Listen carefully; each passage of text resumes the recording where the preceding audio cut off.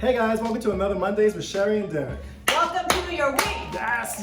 Today we're going to continue talking about why we should honor our commitments. Today I'm going to be... What? You gotta say that with more oomph, right? Oh, go for it. Today we're going to be talking about honoring our commitments. If we are not a woman or man of our word, what do we have? What are you going to be talking about today? I mean, what do we have? I'm talking about two words that we're all guilty of, that literally defeats us, that literally stops us in our tracks and just shits all over our commitments. What's that word? I said it. Two words.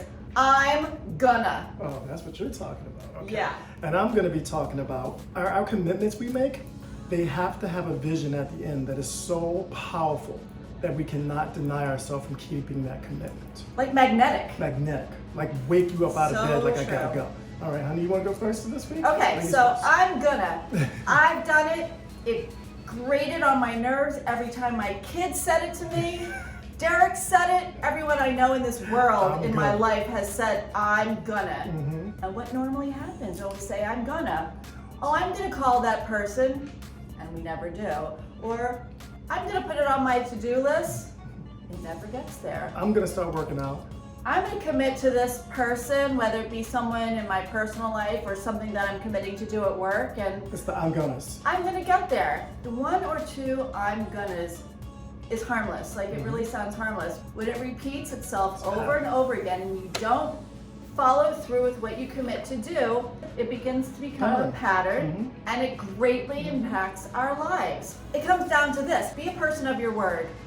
Be a woman of your word. Be a man of your word. Be a human of your word. Yeah, and I also notice, honey, when that happens, I'm gonnas, what happens is the idea starts to erode and it becomes not that important because we kind of fall down on it. Not even that, not that important, but the idea it dilutes the potency of you actually following through. Because if you say, it's kind of like when you're on like a diet and you eat something that you think is not on your diet early in the day, and you say, well, I screwed up that whole day. I'm gonna start tomorrow. I'm gonna start on Monday. I'm gonna start in the new year. That's all crap.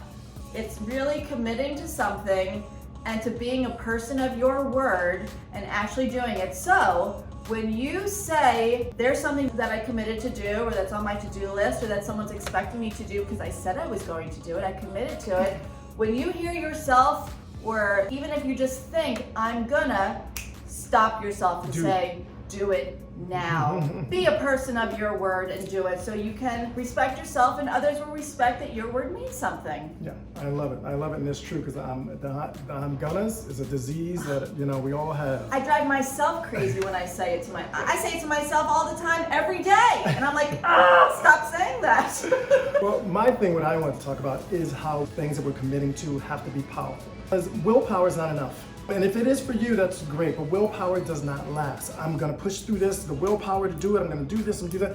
No, what's going to get you to keep those commitments is that passion of the vision of the thing that you want at the end. Yes. That is what's going to do it. Most of us fail at our commitments because we take on too many, or we take on ones that mean nothing to us. Overwhelmed. Because life overwhelms us. Like you just said, life will overwhelm you. I gotta go to work, I gotta get the kids, I gotta. Especially those people that are people pleasers. Yeah. People pleasers commit out the wazoo. I'm a people pleaser.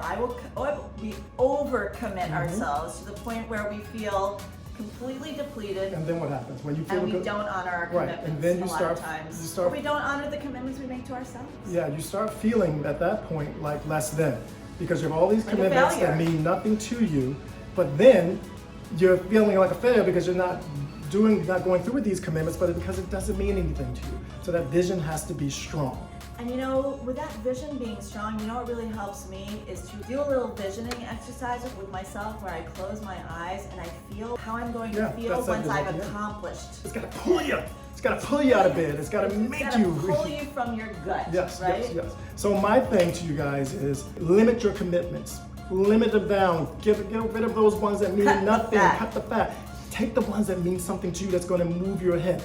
Then create a plan that is so exciting that you can't fail. And that is my vision for you guys. Yes, Me, you I know? love it. And even if it's a vision, even if it's a commitment you make to somebody that isn't great, like I'm gonna take my mom to the dentist and I've committed that to her. Maybe it's not something that I'm incredibly passionate about, but I've committed to her, she's counting on me, and that feels good that I can come through for her. Even something like that. So limit those commitments, make them very special and very important, and then you'll see yourself moving forward, okay guys? I love it. That's where we're going to leave you. And no more I'm gonnas. No more I'm gonnas. And no more overwhelming yourself. Be kind to yourself and don't hide from yourself.